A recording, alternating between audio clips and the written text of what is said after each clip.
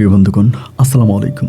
দূরে কাছে দেশে অথবা দেশের বাইরে থেকে প্রিয় বন্ধুরা ঠিক এই মুহূর্তে যেখান থেকে বাস্তব জীবনের গল্প শোনার জন্য আমার সাথে জয়েন করেছেন আমি আপন।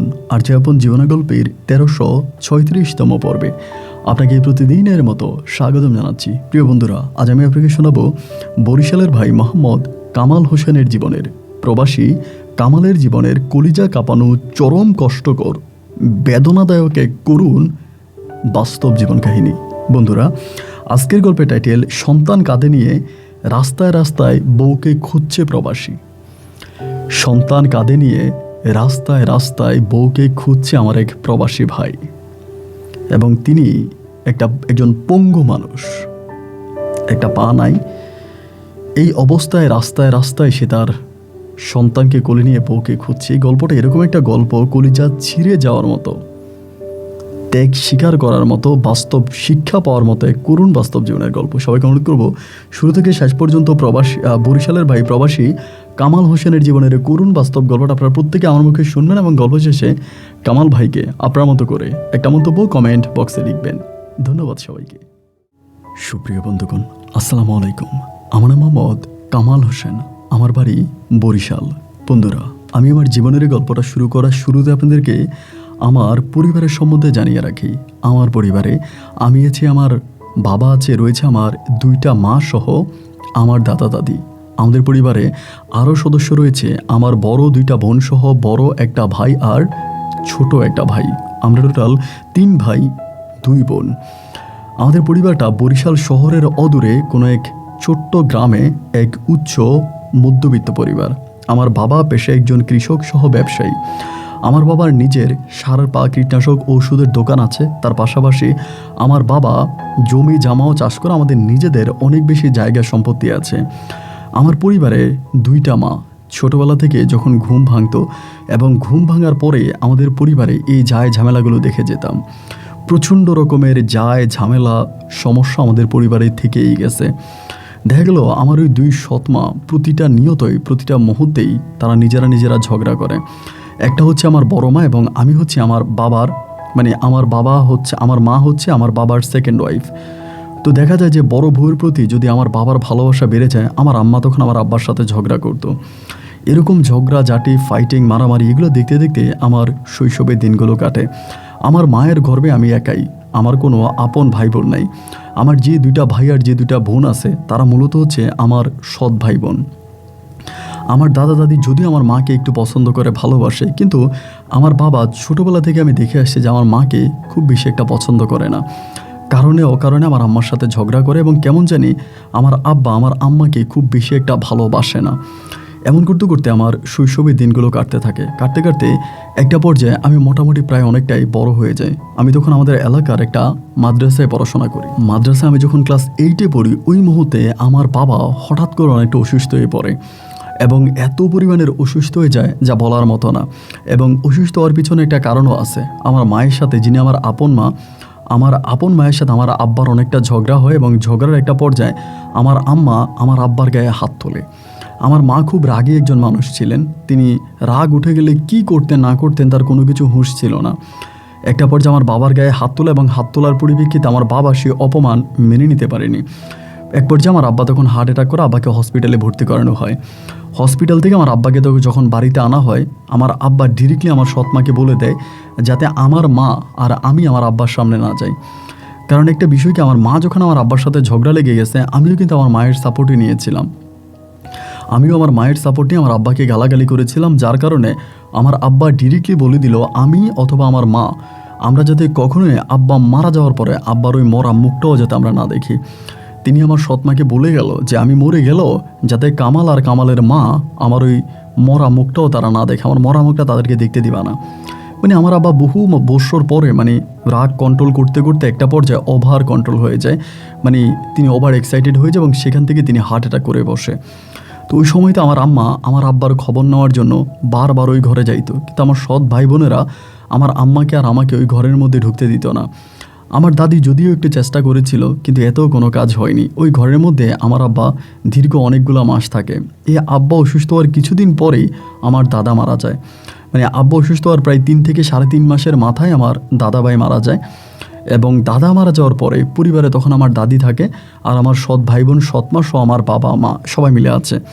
তো ওই সময়টা তো দেখা গেল যে কোনোভাবেই আমার বাবার ধারে কাছে আমাদেরকে পৌঁছাতে দেয় না, বাবার কাছে যেতে দেয় না। একদিন 2 দিন নয়, টানা 2টা বৎসর, একটানা 2 বৎসর আমার বাবা ঘরবন্দি ছিল, ঘরের বাইরে যেতে পারে নাই, ঘরের মধ্যে খাইছে, ঘরেই ঘুমাইছে এবং বিছনায় পায়খানা প্রস্রাব করছে। আমার সৎ মা, আমার সৎ ভাই বোন আবার এগুলো সব দেখাশোনা করছে, আমাদেরকে ওইখানে যেতেই দেয় নাই। এবং একটা পর্যায়ে আমার আব্বা মারা যায়, এবং আব্বা মারা যাওয়ার পরে আব্বা যেটা ওসিয়ত করে গেছে, যেটা বলে গেছে, আমার সৎমা ঠিক সেটাই করছে। আমার আব্বার ওই মরা মুখ আমাকে আর আমার মাকে দেখতে দেয়নি। আমরা আব্বার ওই মৃতদেহটা দেখার জন্য অনেক চেষ্টা করেছি, কিন্তু আমার সৎমা আর সৎ ভাই বোনেরা আমার আব্বার ধারের কাছে আমাদেরকে যেতে দেয়নি। আব্বার লাশ যখন দাফন হয়ে যায় তখন আমি বাইরে থেকে দাঁড়িয়ে আছি, বাবার কাছে যেতে পারলাম না। তা আব্বা লাশ দাফন কাফন হয়ে যাওয়ার পরেই শুরু হয় এক নতুন ধরনের ঘটনা। এতে আমার দাদি আছে, আমার দাদা মারা গেছে, আমার আব্বাও মারা গেছে। আমার সৎ ভাই বোনেরা আমাদের ঘর ভেঙে দিচ্ছে, মানে আমাদের আলাদা ঘর ছিল, ওই ঘরটা ভেঙে দিচ্ছে। আমার আম্মা তখন বলতেছে যে আমাদের ঘর ভেঙে দিচ্ছ কেন, আমাদের অপরাধ কী? আমার সৎ ভাই বোনেরা তখন বলে যে বাবা তার সমস্ত সয় সম্পত্তি আমাদের নামে লিখে দিছে, আমাদের ভাই বোনদের নামে লিখে দিছে, আপনাকে বা আপনার ছেলেকে কোনো কিছুই দেয়নি। সুতরাং আপনি এই বাড়িতে থাকতে পারবেন, আপনি এই বাড়ি থেকে চলে যান। আমরা আব্বা জীবিত থাকতে আপনাকে ওই বাড়ি থেকে বের করে দিতাম, কিন্তু আমার আব্বা বলেছিল যে না, তিনি যতদিন জীবিত আছে ততদিন যাতে আমরা আপনাকে ডিস্টার্ব না করি, বিরক্ত না করি। যার কারণে আমরা বলি না, এখন আব্বা মারা গেছে, আপনি এই বাড়ি ছেড়ে দেন। আমার মা তখন বলল আমি না হয় অন্যের মেয়ে, বাদ দিলাম, কিন্তু কামাল তো ওর বাবার সন্তান, কামাল তো ওর বাবার কাছে সম্পদ পায়। আমার ভাই বোন, মানে আমার সৎ ভাই বোনেরা বলতেছে যে না, বাবা কামালরে কোনো কিছুই দিয়ে যায়নি, বাবা তার সমস্ত সয় সম্পত্তি আমাদের নামে লিখে দিয়েছে, কামালরে কিছুই দেয় নাই। অথচ আমাদের লক্ষ লক্ষ টাকার সম্পত্তি ছিল, বিঘায় বিঘায় জমি ছিল, ধানি জমি ছিল, পুকুর ছিল, ব্যবসা বাণিজ্য ছিল, দোকানপাট ছিল, সবই নাকি বাবা আমার সৎ ভাই বোনদের নামে লিখে দিছে। আম্মা তখন মানে একেবারে নিরুপায় হয়ে যায়। একটা পর্যায়ে আমাদের ওই ঘরটা ভেঙে দেয়। ঘরটা ভেঙে দেওয়ার পরে আমার দাদিমণি তখন বলল আর কি যে আমি তো তোর দাদার কাছে সম্পদ পাই, তাহলে আমার জায়গা আমারে বুঝিয়ে দে। এবার আমার দাদিকে যে জায়গাটুকু দেওয়া হয়, মানে আমার সৎ ভাই বোনের আমার দাদিরই যে জায়গা দেয়, ওই জায়গার মধ্যে আমার মা তখন ঘর বাঁধে, মানে দাদির সম্পত্তি মা তখন ঘর বাঁধে, এবং আমি, আমার মা আর আমার দাদি তখন আমরা একসাথেই থাকতাম। একটা পর্যায়ে দেখা গেল যে দাদি যখন আমাদেরকে তার জায়গাটা দিয়ে দেয়, এরপর আমার সৎ ভাই বোন আর আমার সৎ মা আমার দাদির আর কোনো খোঁজ খবর নিত না, দাদির কোনো কথা শুনতো না, দাদিকে মানতো না, এবং দাদিকে রাস্তাঘাটে পাইলে অকথ্য ভাষায় গালাগালি করতো। যার কারণে দেখা গেল যে আমি তখন আমার দাদিকে নিয়ে, আমার মাকে নিয়ে আমি তখন পড়ে আছি। ওই সময় তো আর পড়াশোনা নাই, পড়াশোনা তো একেবারেই শেষ। তখন মাঠে ঘাটে এখানে সেখানে যেখানে সেখানে কাজ পাই ওইখানে কাজ করে বেড়াই, কারণ তখন তো আর ওভাবেই চলতে পারতেছি না। যেখানেই কাজ কাম পাই ওখানে কাজ টাজ করি, এবং অল্প টাকাই তখন বেতন পাইতাম, মানে অল্প টাকা বেতন পাইতাম বলে অল্প টাকা ইনকাম করতাম, এবং সেই টাকা দিয়ে বড় দুঃখ, কষ্ট আর যন্ত্রণার মাঝে আমার দিনগুলো কাটতে থাকে। অভাব অনটন, দাদির ওষুধ, দাদিকে একটা টাকা আমার সৎ ভাই বোনে দিত না, আমার সৎ মা দিত না। দাদির সমস্ত খরচ, খাওয়া দাওয়া, ওষুধ বড়ি থেকে সমস্ত কিছু আমারই দেখা লাগতো, এবং আমি একা দাদিকে সাপোর্ট করে যেতাম। এমন করতে করতে প্রায় অনেকগুলো বছর কেটে যায়, আমি মোটামুটি প্রায় অনেকটাই বড় হয়ে যাই। অনেকটা বড় হয়ে যাওয়ার পরে তখন ওই মুহূর্তে আমাদের গ্রামেরই একটা মেয়ে, যার নাম হচ্ছে মুন্নি, ওই মেয়েটা তখন আমার মা একটু অসুস্থ হয়ে পড়ে হঠাৎ করে। তো আমাদের পার্শ্ববর্তী বাড়ির মেয়ে, তো আমার দাদি তখন ওই মুন্নিরে বলল যে এই কি বলে, কামালের মা তো অসুস্থ হয়ে গেছে, যদি পারস তুই আমগরে একটু রান্নাবান্না করে দিস। তো ওই মুন্নি তখন আমাদের ঘরে আসতো, আমাদের ঘরে রান্নাবান্না করতে। মেয়েটা দেখতে অনেক সুন্দর ছিল, অনেক মায়াবী চেহারা ছিল, এবং আমাদের গ্রামের মধ্যে সবচেয়ে সুন্দরী মেয়ে ছিল মুন্নি। তো রান্নাবান্না করে দিত, এবং আমাদের যে জীবনের বাস্তবতা ওইটা জানতো, আমার বাবা কী করছে বা আমরা কীভাবে কষ্ট পাইছি, যন্ত্রণা পাইছি, এবং আমার বাবা আমাদের সৎ ভাই বোনদের নামে সব সম্পত্তি লিখে দিয়ে গেছে, আমরা আমার বাবার কাছে কিছুই পাই নাই, আমাদের অভাব অনটনের দিনগুলোর কথা মানে মুন্নি তখন সবই জানতো। তো আমাদেরকে হেল্প করতো, সাহায্য সহযোগিতা করতো। এরকম করতে করতে মুন্নির সাথে আমার একটা ভালো লাগার সম্পর্ক শুরু হয়, এবং সম্পর্কের সূত্র ধরেও তখন আমাদের ঘরে আসে যায়। এই করতে করতে কিছুদিন পরও আমার কাছে একটা বিচার দেয়। মুন্নি কিন্তু অত বড় লোকের মেয়ে ছিল না, মোটামুটি একটু নিম্নবিত্ত পরিবারের মেয়েই ছিল। তো মুন্নি একদিন আমার কাছে বিচার দেয়, আমার সৎ মায়ের ছোট ছেলে, মানে আমার ছোট সৎ ভাই নাম হচ্ছে হৃদয় নাকি মুন্নিরে বিরক্ত করে, এবং মুন্নির স্কুলে যাওয়ার পথে মুন্নির সামনে দাঁড়ায়, মুন্নিকে বিভিন্নভাবেই বিরক্ত করতে থাকে। এগুলো আমার কাছে বিচার দেয়। তো আমাদের সৎ ভাই বোনদের সাথে তো আমি কথা বলি না, সবার সাথে আমার ঝামেলা। আমার বড় সৎ ভাই যে আছে উনিও বিয়ে করছে, বড় সৎ বোন দুইটা আছে ওদেরও বিয়ে হয়ে গেছে। শুধু আমার একটা সৎ ভাই আছে হৃদয়, যার বিয়ে হয় নাই, যে বিয়ে করে নাই। তো দেখা গেল যে মানে মুন্নি যখন আমার কাছে বিচার দেয় যে তোমার সৎ ভাই আমার সাথে এরকম এরকম করে, কারণে অকারণে আমার সাথে খারাপ ব্যবহার করে বা আমাকে রাস্তার মধ্যে ধরে বসে আমাকে প্রেমের প্রপোজাল দেয়, এগুলো করে, তো আমাকে বিচার দেওয়ার পরে আমি একদিন আমার সৎ ভাইয়ের রাস্তার মধ্যে জিজ্ঞেস করলাম যে হৃদয়, তুই এরকম এরকম মুন্নিরে কেন বিরক্ত করিস? মুন্নি তোর বাড়িতে যায়, মানে মুন্নি স্কুলে যাওয়ার পথে তুই তারে বিরক্ত করিস, এগুলো কেন করিস? ওই তখন আমারে বলে যে কি বলেন কামাল ভাই, মুন্নি কি হয় আপনার? আমি বললাম মুন্নি আমাদের গ্রামের মেয়ে, আমাদের বাড়ির মেয়েও আমাকে বলে না না ডিরেক্টলি বলেন যে মুন্নি আপনার কি হয়, মুন্নি কি আপনার বউ? আমি বললাম না, মুন্নি আমার বউ হতে যাবে কেন, ও তো আমার বউ না। বলে তো যদি আপনার বউ না হবে তার জন্য এত দরদ দেখাইতে আসছেন কেন? আমি বললাম তুই কি বলিস এগুলা? মুন্নির জন্য আমার দরদ দেখানোর কি আছে? একটা মেয়ে আমার কাছে বিচার দিছে, আমি তোরে জিজ্ঞেস করতে আসছি, এতটুকুই। ও আমাকে বলেন না, মুন্নি তো আপনাদের ঘরেই থাকে, আপনার সাথে হোস্টি নষ্টি করে, এটার কোনো অন্যায় নেই। আপনি একটা যুবক ছেলে হয়ে একটা যুবতী মেয়ের নিয়ে রাতের পর রাত ঘরের মধ্যে এভাবে খারাপ কাজ করেন, অবৈধ কাজ করেন, এতে কোনো সমস্যা নাই। আর আমি ওরে প্রেমের প্রপোজাল দিয়েছি, এতেই আপনার অন্যায় হয়ে গেছে, এতেই আপনার চোখে লেগে গেছে। ভাই তখন আমি এই কথাগুলো নিতে পারিনি যে ওইগুলো কী বলে, যে মুন্নির সাথে আমার এরকম অবৈধ সম্পর্ক, আমরা এক ঘরে থাকি, এটা ওইটা। মানে এগুলো শোনার পরে আমি কিন্তু আমার ছোটো ভাই হৃদয়ে খুব পছন্দ করতাম। আমার ভাইদের মধ্যে, সৎ ভাইদের মধ্যে, সৎ বোনদের মধ্যে হৃদয় কিন্তু আমার কাছে অনেক ভালো ছিল। মানে ওরে আমি অন্যভাবে পছন্দ করতাম, এবং ও এতটাই নম্র, ভদ্র এবং এতটাই ভালো ছিল যে আমার সাথে এত সুন্দর করে কথা বলতো। মানে ভাইয়া ভাইয়া বলে আমাকে জান দিয়ে দিত একটা পর্যায়ে, খুব ভালো সম্পর্ক ছিল। ও যখন হঠাৎ করে এরকম আচরণ করতে শুরু করে, এরকম কথাবার্তা বলতে শুরু করে, আমি অবাক হয়ে ওর মুখের দিকে তাকায় থেকে আর বলি, হৃদয় তুই এগুলো কী বলিস? তুই আমার এগুলো কী বলতেছিস? ও আমাকে বলে, যা বলতেছি ভাই সত্যিই বলতেছি, আপনি যে কত খারাপ এটা আমার দেখার বাকি নেই। তুই রাগ একটা সময় কন্ট্রোল করতে পারি না, এবং রাগ কন্ট্রোল করতে না পাইরা ওরে আমি ওখানে মারি, রাস্তার মধ্যে মারি, কয়েকটা থাপ্পড় দিই, এবং দেওয়ার পরেও তখন এটা নিয়ে আমার বড় ভাইয়ের কাছে বিচার দেয়, আমার সৎ বড় ভাইয়ের কাছে বিচার দেয়। এবং বিচার দেওয়ার পরে আমার সৎ বড় ভাই তখন এটা আমাদের এলাকার চেয়ারম্যান এবং মেম্বারদেরকে জানায়, তারা একটা দরবারের ডেট ফিক্সড করে, আমি তখন ওই দরবারে উপস্থিত হই। তো দেখা গেলো যে ওই দরবারে আমি একা ছিলাম তা নয়, আমার সৎ মা ছিল, আমার সৎ ভাইয়েরা ছিল, এবং আমার নিজের আপন মা ছিল, দাদি ছিল, গ্রামের 8-10 জন গণ্যমান্য ব্যক্তি ছিল, এবং আপনার মুন্নি আর মুন্নির বাবা মারও ওখানে ছিল। তো এখানে গেলাম, যাওয়ার পরে চেয়ারম্যান জিজ্ঞেস করলো কী হয়েছে। আমি তখন বললাম যে এমন এমন ঘটনা, এই মুন্নি এরকম এরকম আমার কাছে বিচার দিছে, বিচার দেওয়াতে আমি হৃদয়ে জিজ্ঞেস করছি, আমার সাথে খারাপ ব্যবহার করছে, এবং খারাপ ব্যবহারের কারণে আমি ওর বড় ভাই হিসেবে ওকে শাসন করছি, এটাই বলছি। বলার পরে তখন চেয়ারম্যান হৃদয়ে জিজ্ঞেস করলো, হৃদয় তখন মানে যতটুকু মিথ্যা বলা যায়, ও আমার ঘরের পিছন দিয়ে যাওয়ার সময় শুনছে আমি আর মুন্নি একসাথে খারাপ সম্পর্ক করতেছি, খারাপ সম্পর্কের সাউন্ডও পাইছে, আমি এটা করছি ওইটা করছি, মানে যতটুকু ওর মুখ দিয়ে আসছে, মানে যাই ওর মুখ দিয়ে আসছে, প্রত্যেকটা খারাপ কথাই এভাবে বলে গেছে, মানে এভাবে হচ্ছে ও বলে গেছে। তো আমি তখন মুন্নি তখন ওইখানে কান্না করে দিয়েছে দরবারের মধ্যে, এবং কান্না করে দেওয়ার পরে দেখা গেল যে মানে এমন একটা অবস্থা ওই দরবারে তৈরি হয়েছে যা বলার মতো না। এবং একটা পর্যায়ে তখন সবাই মিলে চলে গেল, যে যার মতো করে দরবার শেষ, ওখানেই শেষ। তো আমি ওই দরবারে খুব রাগারাগি করি, আমার সৎ ভাই বোনদের সাথে খুব খারাপ ব্যবহার করি, কারণ আমার বাবার সম্পদ তো তারা আমার কিছুই দেয় নেই। আমার বাবার কোটি কোটি টাকার সম্পদ থাকার পরেও আমি মানুষের বাড়িতে গিয়ে কাজ করি, দিন মজুরের কাজ করি, গণমতে 2 মুঠো খেয়ে আমি বেঁচে আছি, তারা তো আমাকে সব কিছু থেকেই ঠকাইছে। যাই হোক, এমন করতে করতে একটা পর্যায়ে দেখা গেল যে দরবার শেষ হয়ে গেল, এবং শেষ হয়ে যাওয়ার পরে মুন্নির বাবা মাই আমার কাছে কান্না করে যে তুমি তোমার ভাইয়ের সাথে লাগলা, তোমার ভাইয়ের সাথে তুমি ঝগড়া করলা, তুমি করলা, আমাদের তো কোনো অপরাধ নাই, আমার মেয়ে তো কোনো অপরাধ করে নাই, তাহলে আমার মেয়ের সাথে এরকমটা কেন করলা, কেন আমার মেয়ের ইজ্জত সম্মানটা এইভাবে নষ্ট করলা, আমার মেয়ের ইজ্জত সম্মান তোমরা নিলামে উঠাই দিলা। আমি তখন বললাম যে দেখেন, এটা আপনি ভুল বলতেছেন, আমি আসলে এরকম কোনো কিছুই করি নাই। উনি বলে যে না, আমার মেয়ের মান সম্মান চলে গেছে, দরবারের মধ্যে আমার মেয়ে ফাঁসি দিতে যায়, মরতে যায়, বিষ খাইতে যায়। তারপর আমি একদিন মানে ওইখানে ওনাকে বলে ফেলি যে কাকা একটা কথা বলি, মুন্নির বাবারে বললাম, কাকা একটা কথা বলি, আপনি তো জানেন আমার কিছুই নেই, আমার ভিটা মাটি জায়গা সম্পত্তি আমার তো কিছুই নেই, আমি তো একেবারেই হতদরিদ্র গরিব ফ্যামিলির একটা সন্তান, আমার বাবার অনেক সম্পত্তি থাকার পর আমি তো তার চিঠিপটও পাই নাই। তো মুন্নির যে এত বদনাম হয়েছে, এত অপমান হয়েছে, আপনি বলেন আপনি মুন্নিরে বিয়ে দিতে পারবেন না, মুন্নিরে কেউ বিয়ে করবে না? ঠিক আছে চাচা, আমি আপনার একটা কথা বলি, আপনি মুন্নিরে আমার কাছে বিয়ে দেন, আপনি যদি মুন্নিরে আমার কাছে বিয়ে দেন, আমি মুন্নিরে বিয়ে করতে রাজি আছি। উনি তখন আমাকে বলে, তো এই জন্যই কি আমার মেয়ের নামে এরকম বদনাম উঠিয়ে দিছ?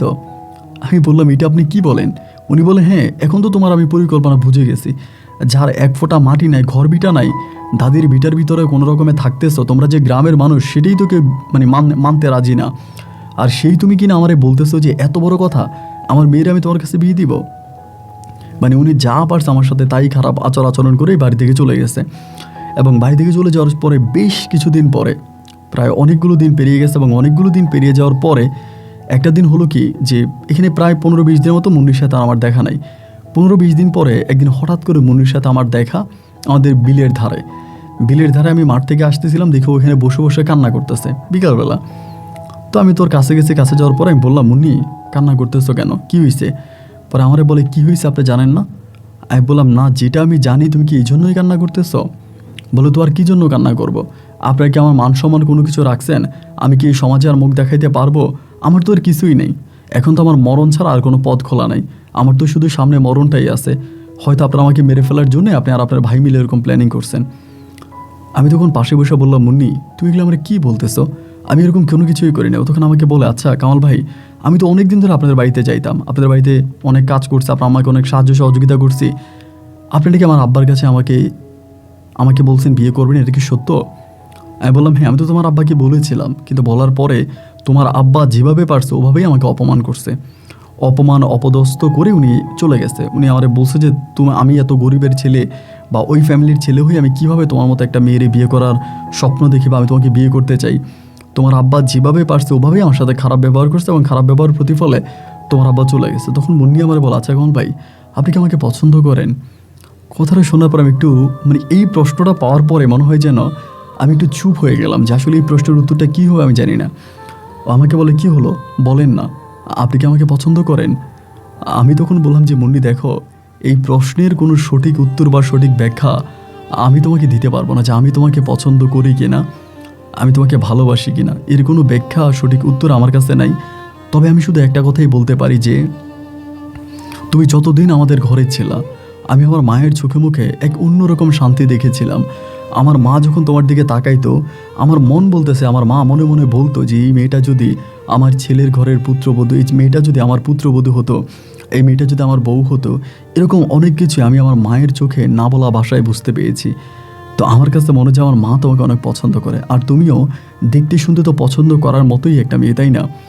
সে জায়গা থেকে আমার তোমাকে ভালো লেগেছে, এবং আমি তোমাকে ভালোবাসি, এটা আসলে বলাই চলে। ও তখন হাসি দিয়া বলে, তাহলে চলেন আমরা দুজনে মিলে বিয়ে করে ফেলি। আমি তখন বললাম যে না, এভাবে হুট করে বিয়ে করে ফেলাটা ভালো দেখাবে না। তোমার আব্বা এমনিতে আমার উপরে খুব রাগ করে আছে তোমার জন্য, তারই মাঝে যদি এইভাবে আমি তোমাকে বিয়ে করে ফেলি বা আমি তোমাকে এইভাবে বিয়ে করে ফেলি, তাহলে কিন্তু তোমার বাবা মনে আরও বেশি কষ্ট পাবে। আমি তোমার বাবার মনে এইভাবে কষ্ট দিতে চাই না। তুমি একটু অপেক্ষা করো, এবং অপেক্ষা করো, দেখা যাক কী হয়। ও আমাকে বলে, আপনি আমাকে আর অপেক্ষা করাইয়েন না, যদি আপনি আমাকে এর থেকেও বেশি অপেক্ষা করেন তবে আমার বাবা মা আমাকে আপনার ওই মাতাল ভাই হৃদয়ের কাছে বিয়ে দিয়ে দিবে। আমি বললাম, মানি হৃদয়ের কাছে বিয়ে দিবে মানে? বলে, অলরেডি হৃদয় আমার আব্বার কাছে বিয়ের প্রস্তাব দিছে, হৃদয় আমাকে বিয়ে করতে চায়, আর আমার আব্বা আম্মা না বিয়েতে রাজি। আমি তখন বললাম, এটা তুমি কি বলো, তোমার আব্বা আম্মা বিয়েতে রাজি? বলে, হ্যাঁ আমার আব্বা আম্মা বিয়েতে রাজি। আমার আব্বা আম্মা অলরেডি বলে দিছে যে যদি মানে আমি রাজি থাকি তাহলে তারা আমাকে হৃদয়ের কাছে বিয়ে দিবে। মানে আমি তখন একটু অবাক হয়ে গেলাম। আমি বললাম যে, তুমি কি সত্যি আমাকে বিয়ে করতে চাও? ও বলে, হ্যাঁ আমি কিন্তু আপনাকেই পছন্দ করি, আমার হৃদয়কে ভালো লাগে না। আমি বললাম, ঠিক আছে, তাহলে আমি তোমার বাবার সাথে আরেকটু কথা বলি, দেখি তোমার আব্বাকে রাজি করাইতে পারি কিনা। আমি চাই তোমার বাবাকে রাজি করি, আমি তোমাকে টুকটুকে বউ সাজিয়ে আমার ঘরে নিয়ে আসবো। আমি কোনো রকম তোমার বাবার সাথে ঝামেলা করে তোমাকে আমার ঘরে আনতে চাই না। ও তখন আমাকে বলে যে, আচ্ছা ঠিক আছে, এটা কোনো সমস্যা নেই, আমি বলবো নি। আচ্ছা আপনার বাবাকে বললেন। এই কথা বললে তখন থেকে ও চলে গেল, এবং এরপর থেকে ওর সাথে আমার টুকিটাকি প্রেম ভালোবাসা চলতেছে। মাঝে মাঝে এখানে সেখানে দেখা হচ্ছে, চোখে চোখে চোখাচোখি এগুলো চলতেছে। এরই মাঝে ওর বাবার কাছে আমি তখন বলার পরে ওর বাবা আমাকে একই কথা বলে যে আমার কাছে উনি মুন্নির বিয়ে দিবে না, কারণ আমি অনেক নিম্নবিত্ত ফ্যামিলির ছিলাম, আমার নিজের কোনো ভিটামাটি নাই, আমি আমার বাবার তেজ্য সন্তান, এই জন্য না আমার কাছে মুন্নিকে বিয়ে দিবে না। এমন করে সময়গুলো কাটতেছে একটা পর্যায়ে আমি সিদ্ধান্ত নিলাম যে মুন্নিকে নিয়ে আমি পালাইয়া যাব। এর ভিতরে একদিন বাজার থেকে আসতেছি, মানে বাজার থেকে আসার পরে হঠাৎ করে আমার ছোট ভাই দৌড়ে এসে আমার পা ধরে চিৎকার করে কান্না করতে শুরু করছে। বাজারে তখন অনেকগুলো মানুষ ছিল, আশেপাশে অনেকগুলো মানুষ, বাজারের মধ্যে তখন বাজার থেকে বেরোইছিলাম, মানে হৃদয় চিৎকার করে কান্না করতেছে আমার পা ধরে। আমি তখন বললাম, কি তুই কান্না করতেছিস কেন? তুই ভাইয়ের পা ধরে এরকম কান্না কেন করতেছিস? দেখি উঠ। দীর্ঘদিন অনেক পছন্দ করতাম ভাই। ও আমার বাবার চেহারাটা ও পায়, মানে অবিকল আমার বাবার মতো ওর চেহারাটা হয়। আমার বাকি ভাই বোনগুলোর মাঝে আমি হৃদয়কে এক অন্যরকম নজরে দেখতাম। ও যখন আমার পা ধরে চিৎকার করে কান্না করতে শুরু করছে, আমি জায়গার মধ্যে একেবারে স্তব্ধ হয়ে গেলাম। আমি বললাম, তুই উঠ, তুই ভাই কান্না করিস না, তোর কান্না আমার সহ্য হয় না, কী হয়েছে আমারে বল। কিন্তু সবার সামনে চিৎকার করে বলতেছে, ভাই আমার ভালোবাসার মানুষরে ফিরিয়ে দেন, আমি মুন্নিরে না পাইলে মরে যাবো, আমি মুন্নিরে ভালোবাসি। আমি শুনেছি মুন্নি নাকি আপনি নাকি মুন্নিকে বিয়ে করে ফেলবেন গোপনে পালাইয়া, ভাই আমার ভালোবাসা মানুষটারে আপনি ফিরিয়ে দেন। মানে চিৎকার করেও কান্না করতেছে। আমি বললাম যে হৃদয়, তুই মুন্নিরে এত ভালোবাসিস, তোর দিকে তাকাইলে মনে হয় যে কেন জানি আমি মনে হয় তোর মতো করে মুন্নিরে ভালোবাসতে পারবো না, কিন্তু মুন্নি তো ভাই তোরে পছন্দ করে না। ও আমারে বলে, মুন্নি আমারে পছন্দ করার জন্য যা করা দরকার ভাই আমি তাই করব। তখন দেখলাম গ্রামের লোকজন মানে তাকায় আছে, আমরা শত হইলেও তো সৎ ভাই। তো আমি তখন বললাম যে একটা কাজ কর, এখানে দাঁড়াই থাকিস না, তুই সাইডে আয়, ভাই তোর সাথে সাইডে নিয়ে কথা বলি, এখানে লোকজন দেখলে এটা খারাপ দেখা যাবে, এটা খারাপ দেখা যায়, তুই আমার সাথে সাইডে আয়। আমাকে সাইডে ডাক দিয়ে নিয়ে গেলাম। সাইডে ডাক দিয়ে নিয়ে বললাম যে তুই কী বলতে চাস। ও আমাকে বলে, ভাই আমি মুন্নিরে ভালোবাসি, ভাই মুন্নিরে ভালোবাসি, আমি ভাইয়া মুন্নিরে ছাড়া বাঁচবো না। আমি বললাম, মুন্নিরে কি তোর মা তোর ভাই যারা আছে তারা কি মেনে নিবে? বলে হ্যাঁ নিবে, সবাই নিবে, মুন্নির বাবা মাও রাজি, শুধুমাত্র মুন্নির কারণে মুন্নি রাজি হচ্ছে না আপনার কারণে, মুন্নি আপনার কারণে রাজি হয় না, যার জন্য মুন্নির সাথে আমার বিয়ে হচ্ছে না। ভাই আপনার পায়ে ধরে বলি, আমি মুন্নিকে ভালোবাসি, প্লিজ মুন্নির সাথে আমার বিয়েটা দিয়ে দেন, আমি মুন্নিকে নিয়ে অনেক ভালো থাকবো। আর চোখের দিকে তাকায় না, আমার তো এতটাই মায়া লাগতেছে ভাই, মানে আমি তো আমার মৃত বাবার চেহারাটা দেখি নাই, আমার মনে হলো যে আমার বাবার চেহারাটা ওর মাঝে ফুটে উঠেছে। আমি তখন বললাম, আচ্ছা মুন্নি তোরা পছন্দ করে না, তুই নেশা করিস এবং খারাপ ছেলেদের সাথে মিশিস, এগুলো করিস, তুই এগুলো ছাড়তে পারবি? আমার বলে, ভাই আপনি যা বলেন, আপনি যেটা বলেন আমি সব কিছু করবো, আমি সব কিছু ছেড়ে দিব, নেশা করা ছেড়ে দিব, আমি খারাপ ছেলেফেলেদের সাথে মিশা বন্ধ করে দিব এবং খুব নম্র ভদ্র একটা ভালো ছেলে হিসাবে এলাকাতে থাকবো। আমি কখনো কারোর সাথে দুর্ব্যবহার খারাপ ব্যবহার করব না, খারাপভাবে কখনো কারো দিকে তাকাবো না। ভাইয়া আমি আপনাকে অনুরোধ করে বলি যে ভাইয়া প্লিজ আপনি আমাকে ওর সাথে বিয়ে করাই দেন, আপনি আমাকে দিয়ে দেন। আমি বললাম, দেখ ঠিক আছে, তুই যদি মুন্নিরে ভালোবাসিস, কিন্তু মুন্নি তো আমাকে ভালোবাসে, আমি ওর কাছ থেকে সরবো কেমন করে? ও বলে, ভাইয়া তা জানি না, তবে আপনি আমাকে বাঁচান। এইটা বলে আমি তো বললাম যে ঠিক আছে, তোর ভাইয়া কথা দিতে আছে, আমি যেভাবেই হোক তোর সাথে মুন্নির বিয়ে করাই দিব, তুই বাড়িতে যা। তো ওরে আমি বাড়িতে পাঠিয়েছি, বাড়িতে পাঠিয়ে আমি ঘরে আসছি, আইসা বালিশের মধ্যে মাথাটা রেখে চিন্তা করতেছি আমি কি করব। একে তো মুন্নি আমাকে পাগলের মতো ভালোবাসে, আর এদিকে হৃদয়ও মুন্নিকে অসম্ভব রকমের ভালোবাসে। সে জায়গায় দাঁড়িয়ে আমার এখন কি করা উচিত, আমি কি করব? কোনো উপায় বুদ্ধি কোনো কিছুই খুঁজে পাচ্ছিলাম না। তারপরেও আল্লাহ তাআলার উপরে ভরসা করে শুয়ে আছি, কি করা যায় চিন্তা করতে করতে হঠাৎ করে মনে হলো যে আমি তো মুন্নিকে ঠিক ততটা ভালোবাসি না যতটা ভালো হৃদয় মুন্নিকে বাসে, আর যে যাকে ভালোবাসে তাকে তার কাছে যাওয়া উচিত। আর হৃদয়ের বাবার অনেক টাকা পয়সা আছে, মানে হৃদয়দের অনেক জায়গায় সম্পত্তি আছে এবং হৃদয় অনেক ভালো আছে।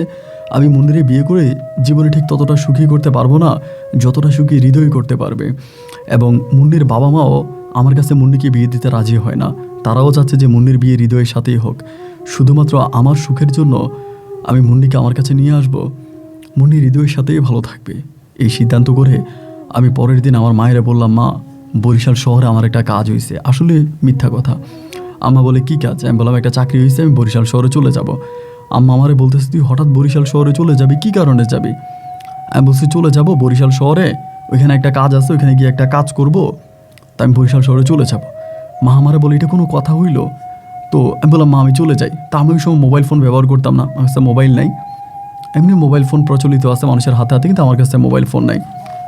এবার আমি তখন করলাম কি, সকালবেলা ঘর থেকে রেডি হয়ে বের হয়েছি, জামা কাপড় নিয়ে বের হয়েছি। মারে বলছে আমি 2-1 দিন পরে আসবো, আর 2-1 দিন পরে না আসলেও আমি ফোন করে আপনাকে জানাবো যে এলাকা মানে ইয়াতে বাজারে ফোন দিয়া বলবো আমি ভালো আছি, আপনি চিন্তা করেন না। এই বলে ব্যাগ টেক রেডি করে তখন আমার সৎ বাইরে ডাকলাম হৃদয়টা ডেকে হৃদয়ে বললাম, হৃদয় রে আমি চলে যাইতে আসি। আমার বাবা তো আমারে কিছুই দেয় নাই, শেষবেলায় বাবা যখন মরে গেল, ওই মরা বাবার চেহারাটাও তোরা আমারে দেখতে দেস নাই। মুন্নি আমারে ভালোবাসে, আমি যদি এখানে থাকি মুন্নির সাথে তোর বিয়ে হবে না। আমি যদি এই জায়গায় থাকি মুন্নি তোকে বিয়ে করবে না। আমি এই জায়গা থেকে চলে যাই, এবং আমি যদি এখান থেকে চলে যাই মুন্নির সাথে যোগাযোগ না করি, তাহলে একটা না একটা সময় মুন্নি তোরে বিয়ে করে ফেলবে। তবে ভাই তোর একটা কথা বলি, তুই ভালো হয়ে যাইস, তুই খারাপ করিস না ভাই। আমি তোর অনেক পছন্দ করি, তুই আমার সৎ ভাই না রে ভাই, আমি তোর আমার মায়ের পেটের ভাইয়ের মতোই দেখি। ও তখন আমার বলে, ভাই আপনি আমার জন্য এত বড় ত্যাগ স্বীকার করতেছেন, আমি কথা দিচ্ছি ভাই আমি আপনাকে বাবার সম্পত্তি ফিরিয়ে দিব।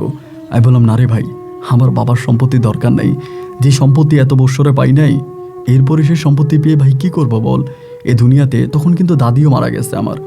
তাই আমি বললাম যে দুনিয়াতে তো আমার মা ছাড়া কেউ নেই, যদি পারিস আমার মায়ের দিকে একটু দেখিস, আমার মায়ের একটু খোঁজ খবর নিস, তাতেই হবে। এই বলেই আমি তখন মায়ের কাছ থেকেও বিদায় নিলাম, ভাইয়ের কাছ থেকেও বিদায় নিলাম। দেন আমি তখন বরিশাল শহরে চলে গেলাম, এবং বরিশাল শহরে যাওয়ার পরে এলাকাতে মাঝে মাঝে ফোন দিয়ে খবর নেই কী অবস্থা, জানতে পারি মুন্নির সবার কাছে, সবার বাড়ি বাড়ি ঘরে ঘরে, এই জায়গায় ওই জায়গায় আমি যাদের সাথে চলতাম প্রত্যেকের কাছে যে জিজ্ঞেস করে, কান্নাকাটি করে, চুল ছেড়ে দিয়ে রাস্তার মধ্যে হাঁটাচলা করে, পাগল হয়ে গেছে মেয়েটা, কারো নিষেধ মানে না, কারো অনুরোধ মানে না, কারো কথা শোনে না, এবং ও এতটাই পাগল হয়ে গেছে যে ওরও কেউ ধরেও রাখতে পারে না। এরকমভাবে প্রায় একটা মাসের মতো ও পাগলামি করে যায়, খাওয়া দাওয়া করে না, ঘুমায় না, কাউকে মানে না, কারো কথা শোনে না, মানে যতটুকু করা দরকার ও ঠিক ততটুকুই করে। এরকম করতে করতে 1 মাস পরে আমি খবর পাইলাম মুন্নির বিয়ে হয়েছে হৃদয়ের সাথে, এবং হৃদয় আমাকে জানাইলো যে, আমি গোপনে গোপনে হৃদয়ের সাথেও কথা বলতাম, বাট আমি এটা মুন্নিকে বুঝতে দিতাম না। হৃদয়ের সাথে মুন্নির বিয়ে হয়ে গেল। যেদিন বিয়ে হলো সেদিন রাতে আমি মনটাকে আসলে বুঝাইতে পারি না যে মেয়েটা আমাকে অসম্ভব রকমের ভালোবাসতো, অথচ আমি তার সাথে আমার ভাইয়ের জন্য, নিজের স্বার্থের জন্য এত বড় বেইমানি করলাম। তার বিয়ে হয়ে যাওয়ার পরে আমার কাছে মনে হলো যে না, মনে হয় আমি বেইমানি করছি। ওর বিয়ে হয়ে যাওয়ার পরে মনে হলো যে না, মনে হয় আমি বেইমানি করছি, আমি মনে হয় মুন্নিকে ধোঁকা দিয়েছি। কোনো একদিন সময় পেলে মুন্নির কাছে হাত জোর করে ক্ষমা চেয়ে নিব। তবে এটা সত্য যে হৃদয়ের কাছে মুন্নি অনেক ভালো থাকবে, আমার ভাই হৃদয়ের অনেক টাকা পয়সা আছে, ওই জায়গায় মুন্নি অনেক ভালো থাকবে, হৃদয়ের ব্যবসা বাণিজ্যও আছে, হৃদয়ের বাপের টাকা আছে, অনেক ভালো থাকবে। এই চিন্তা ভাবনা করেই তখন আমি বাড়ি ছেড়ে দিলাম, এবং মুন্নির সাথে হৃদয়ের বিয়ে হয়ে গেল। দীর্ঘ প্রায় বিয়ে হয়ে যাওয়ার 4 মাস পরে, মুন্নির ঘরে কোনো সন্তানাদি হয় নাই, 4 মাস পরে আমি তখন বাড়িতে গেছি। বাড়িতে যাওয়ার পরেই বাড়িতে গেছি আমি ধরেন আপনার রাতের বেলায় বাড়িতে গেছি। পরের দিন সকাল 10টা বাজে হঠাৎ করে ভাই মুন্নি আমার সামনে এসে দাঁড়াইছে, বাড়ির মধ্যে, আমার ঘরের মধ্যে ঢাইকা আমার সামনে এসে দাঁড়ানোর পর আমি তখন একদম স্তব্ধ হয়ে গেলাম, কোনো কথা বলি না। যে ও আমারে বলে, কোথায় গেছিলা, এমনি আমারে বলে। আমি বললাম, কোথায় গেছিলাম তা জানি না। ও আমাকে বলে, কেন জানো না? আমি বললাম যে, দেখো তুমি এইখানে কেন, হঠাৎ করে এখানে কেন আসছো? বলে, খবর পাইছি সকালবেলা তুমি নাকি বাড়ি আসছো, তাই তোমারে দেখার জন্য আসছি যে এত মাস পরে তুমি দেখতে কেমন হইলা। আমি বললাম, মুন্নি কেন আমি বাড়ি ছেড়ে দিয়েছি এটা তুমি আমার থেকেও ভালো জানো। ও আমাকে বলে, কেন? আমাকে কোরবানি দেওয়ার জন্য?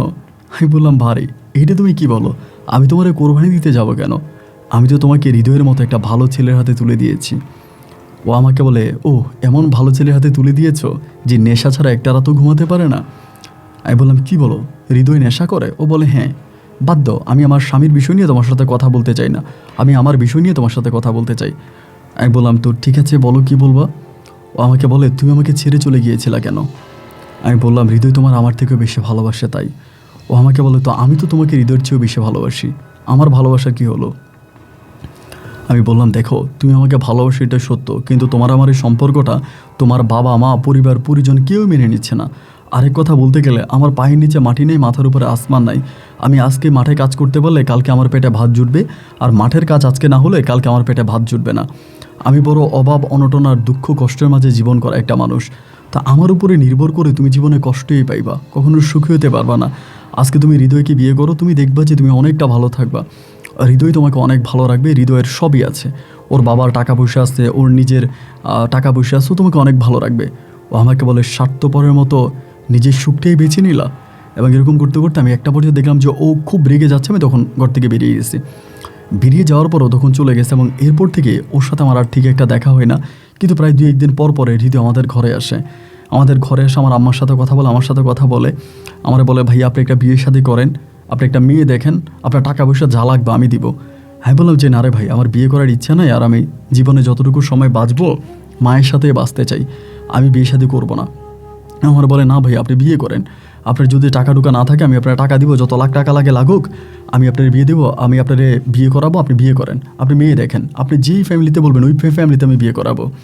আমি বললাম, ভাইরে আমার বিয়ের দরকার নাই, শুধু আমি তোর কাছে অনুরোধ করে বলে যাই, তুই মুন্নির মনে কষ্ট দিস না, মুন্নির মনে আঘাত করিস না। মেয়েটা অনেক ত্যাগ স্বীকার করে তোর কাছে গেছে, ওর মনে আঘাত করিস না। ও আমাকে বলে, না ভাইয়া, আমি তো মুন্নির মনে আঘাত করিনি, আমি মুন্নির সাথে ভালোই আছি। আমি বললাম, মুন্নি বলে তুই নাকি নেশা করিস।